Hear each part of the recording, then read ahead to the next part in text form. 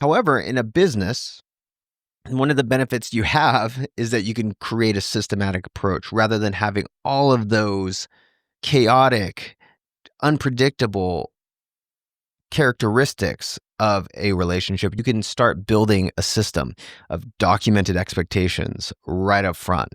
You're allowed to document those expectations and create clear processes and set boundaries and measure that. For the best thing is to measure the results and then to ultimately refine that system. And so if you've ever worked with a company that has all of those aspects, you'll see that they, even whether you like the person or not, you respect them. You realize that they're there to do a good job, and they set everything up to where you can measure as a client if they did a good job as well, right?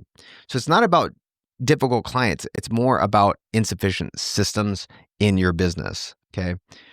So most businesses fail at satisfying problem, quote unquote, clients because it's a much more personality based approach. This doesn't scale. It doesn't scale across team members because you have one team member, you who's charismatic, you really care, you do all this, but you might have another team member who is very bland, very down to earth, very boundary oriented or whatever. And so where one client really does well with you, they might not like your account manager. And that causes a problem because now you can't scale and you're going to have inconsistency and a ton of energy spent. And the thing is that you're not going to have this institutional memory that everybody can draw off of. Okay. And ultimately it just doesn't work.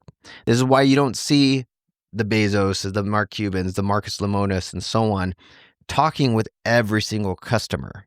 If Marcus Lemonis had to talk to everybody in Camping World,